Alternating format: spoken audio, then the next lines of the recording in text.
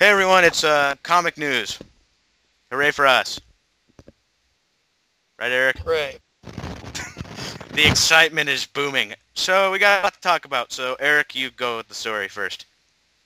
Alright, so we finally have our Spider-Man, Andrew Garfield. I have no idea who he is. I've been told he's in Dr. Panassus, which I've been told is an amazing movie, but, and he was in some Doctor Who episodes. That's literally all I know. Same here. People are like, dude, what do you think of him? I don't know anything about him. Yeah, I have no idea who he is. I think he looks too old. I mean, he is too old. He's 27. But then, And since but wasn't like how old was McGuire when when they filmed that movie, the That's first one? different. He was always too old. But I think he was like 25. I'm not positive, but I think he was like 25. I mean, Yeah. hell, even the guy that plays Clark on Smallville, he at hmm least started at like 22. This guy's already 27, and they want to have a high school franchise. I don't see that. They'll hold him back a couple of years. Yeah, yeah. One of the new things for the new Spider movies that he's not good at science. For me, it'd be funny. But yeah, I don't like people are like, well, do you think he at least looks the part? I don't know. I, Yeah, like I really don't know. I got no opinion on this. yeah, sorry for the people who are expecting like for us to do a whole part on this because this is big news. If you know, we knew who the Well, it hell doesn't he mean anything. was. We'd Yeah. talk about it more, but we don't know anything about this guy. I don't remember who he played in the Doctor Who episodes that he was in. I haven't seen Parnassus. I do want to see it, but yeah, I don't know. So we're just gonna move on to the next story since we're both clueless, as usual. Yeah. And oh, for those of you are listening, my computer's running slow, so this is gonna be a long news show. Okay, so we finally got more details about the Superman Batman Apocalypse animated movie coming out. As you know, I'm well, pissed. why? It's another goddamn Jeph Loeb story. I don't care. I didn't watch the first one. I have to buy this one, but I will not be watching the feature. I'm only buying it for the Green Arrow shirt. I thought so. Yeah. So Although I might skim it because it's based on Mike Turner art, and I like yes, Mike Turner. it's based off the Supergirl arc, and the only reason they're not calling it Superman, Batman, Supergirl is because saying that out loud sounds ridiculous, even if you read the book. So yeah, that's why it's called Apocalypse. Tim Daly and Kevin Conroy are coming back, of course. Um, so is the guy who played Granny Goodness in the Superman animated series, Ed Eisner. Uh, Ironically enough, I really don't why? like that because that really feels like they're trying to connect it to the animated series, Yeah, and they it's are. not. They're not. It's not. And the Not thing gonna is, do yeah, something. well, they're doing that with the other ones. The only reason they brought back Conroy and Daly for Public Enemies is because this to them they thought this story kind of felt like something they would have done in the animated series. I don't know. They had a reason. But the odd thing is Michael Ironside isn't coming back. It's a Jeph Loeb story. It does not feel like something they would have done. Well, think about it. It has a lot of characters that they can animate. So, and Darkseid's not going to be played by Michael Ironside, which kind of pisses me off. You have everyone else. Why not have him? I like him over any of those guys. He's going to be played by Andre Branger. The Giant? Not Andre the Giant. I'm sorry, Eric. No, he's going. I am the Dread Pirate. No, he's going to be played by Andre Branger from Men of a Certain Age, and Summer. Help me pronounce this, Eric. Summer what? Clow from Firefly and Serenity, and Yeah, I know. I remember seeing that announcement. Like, damn, now I might watch. you'll just listen to her scenes. Just listen. You don't need to watch the animation, and it also tells you the special features and junk that's on it, and along with the Green Arrow showcase and Short the sneak showing peek for the next movie after this one. So now all you people know. Batman. Yeah. So the next one, this week's full of good news for Eric. Oh, it is. Jeph Loeb has been appointed Marvel's head of television. Because as we've proved many, many times at Marvel, you fail upwards. Look, I constantly see these things like, oh man, it couldn't have happened to a nicer guy. He's such a great guy. You know what? Being a great guy doesn't make you good at your job.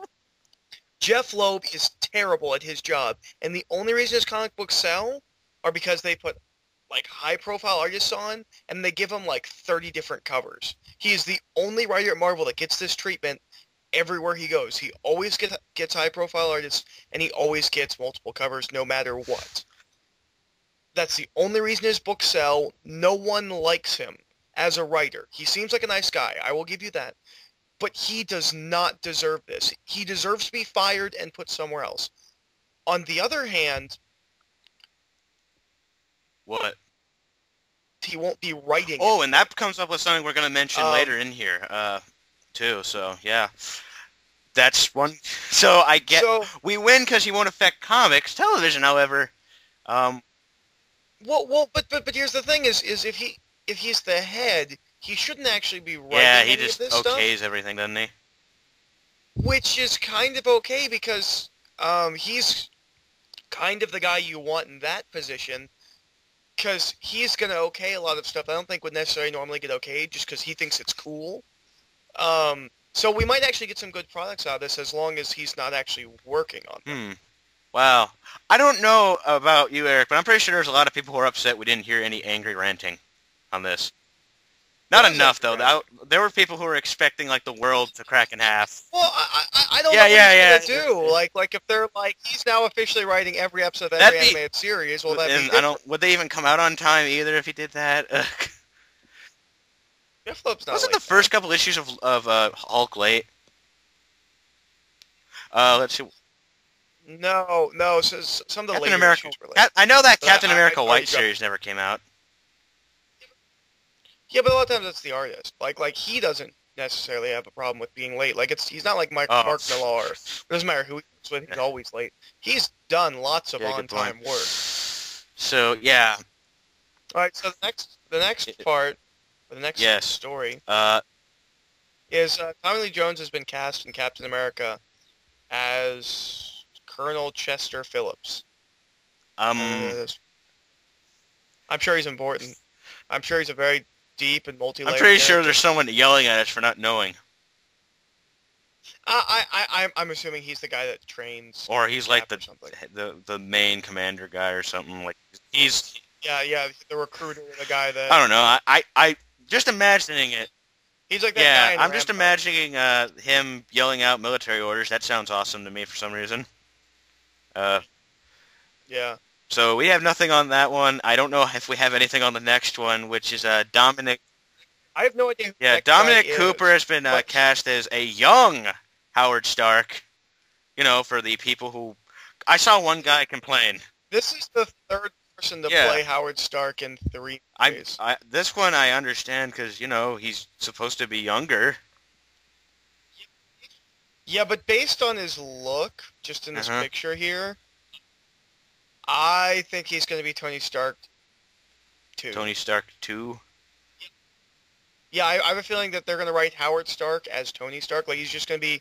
Like, they're just going to try and get that same kind of humor and character and whatnot. I see where you're getting at. Like...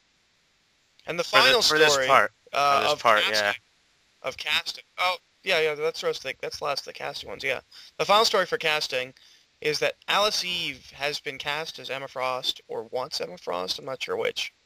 No, she has been cast. She's been cast as Emma Frost, which means I've seen Emma Frost. Yes, I saw your Twitter post.